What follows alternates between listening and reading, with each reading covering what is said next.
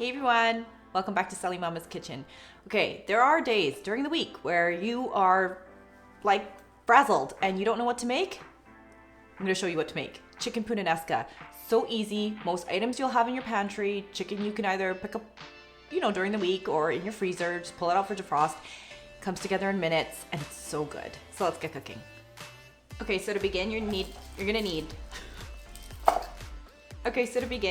a couple cloves of garlic. I happen to have 3 fairly large ones, but use up to 5 if they're not as big as mine, and get your day's aggressions out.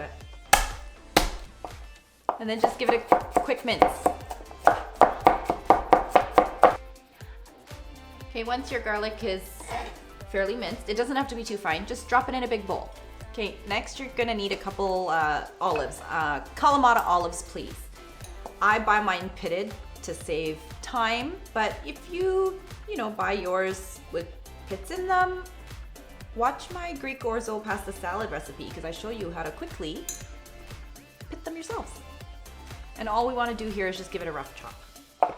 Like rough. Like you don't want tiny ass pieces. Ooh, can I say that? You don't want tiny pieces. You want, good chunks. So maybe cut them into either half or into thirds. And then just place this aside into a small bowl. Next, you're just gonna need some capers. I buy the non-puree capers in brine. Make sure it's in brine because you're gonna use that brine. And then, like I said, you're gonna wanna use that brine. And that's going in that bowl with the garlic. So just put a spoon or whatever, you put your hand, whatever, and just pour some of that brine into that bowl. And this is gonna help not only season the chicken, but it's also gonna help tenderize the chicken. Okay, next, all you're gonna need is a couple chicken breasts that I've already washed, so don't forget to just clean your meats when you bring them home. And like I showed you in my lemon and thyme chicken recipe, is that to help cut down on cooking time, just split that chicken in half lengthways and just put it in your bowl with the garlic and the caper juices. Okay, next, all you're gonna do is season it up. Very, very lightly though, because I'm using sea salt here, just a pinch or so, because your caper brine juice is extremely salty, so you don't wanna overdo it. And don't forget, you can always season again after. And then, so just salt, a bit of pepper, and then you're just gonna need a little bit of olive oil, just plain regular olive oil, not extra virgin. And then just give everything a good toss. Make sure everything is moving well in the bowl. And then every little bit of chicken gets that garlic and caper brine juice. Okay, I know this is raw, but it smells so good already. And then just let it hang out in the bowl. Let it marinate for about 5 to 10 minutes if you have the time. If not, it's fine. You can totally cook it straight up like that. Okay, so that was all the cutting we had to do. Now we get to start to fry up. Put your pan on high. Do try and get a pan that has shallow edges as you're gonna have sauce. So put it on high. Put about a tablespoon of olive oil just to coat the bottom of your pan. Then wait for it to come up until it's really hot. Okay, once your pan's hot, you can start frying up your chicken.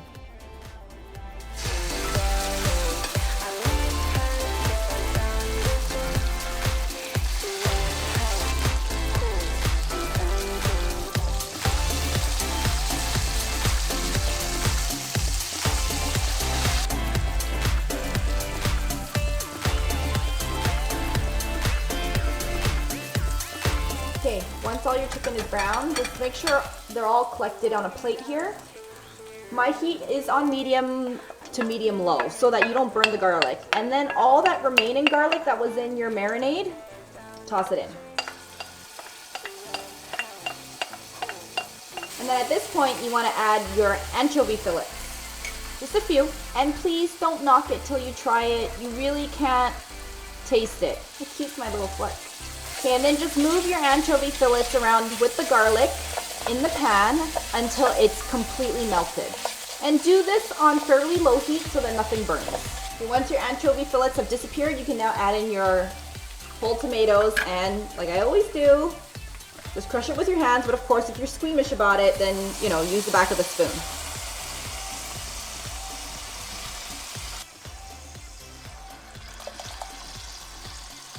Okay, and then you just want to fill up your can with halfway up with water. And that way you won't waste any of the good stuff that's inside. You can turn your back heat up to high and just slowly scrape up the bits on the bottom that may be sticking, which are the garlic bits and the anchovies. Just careful not to splatter.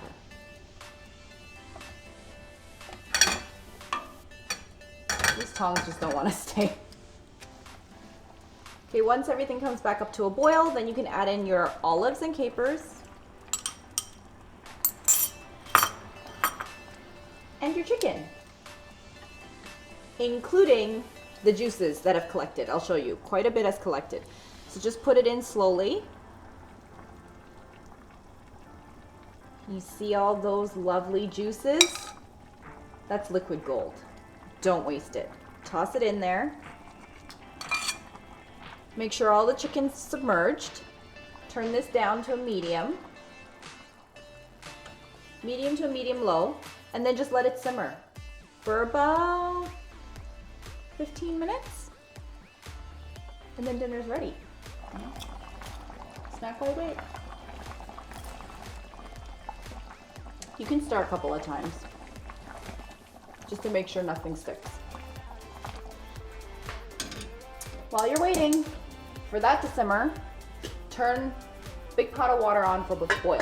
Ugh. You know what to do. Boil a big pot of water, lots of water for your pasta.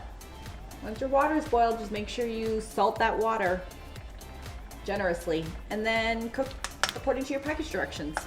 Mine's 10 minutes. See you in 10 minutes. Okay, so my pasta's ready and this has been simmering for about 15-20 minutes. Once it's reduced by about a third, it's done. And just taste it before you add any further seasoning because there are a lot of salty items in here. Capers, olives, anchovies, all salty.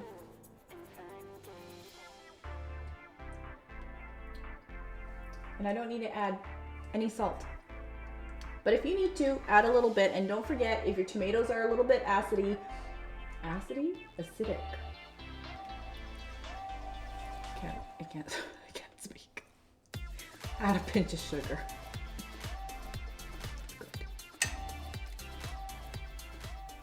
Dinner's ready. Doesn't it look so good?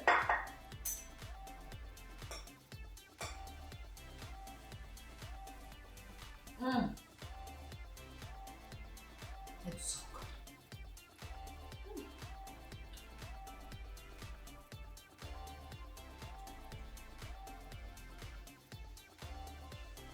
Perfect bite.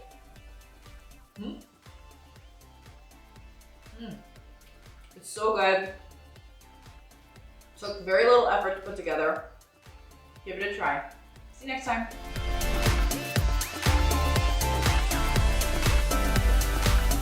Thanks for watching. If you like videos like these, don't forget to hit the like and subscribe button and little bell so you get notified every time I put out a new video. For full recipes, you can always check out my website, and don't forget you can leave your questions and comments below. See you next time.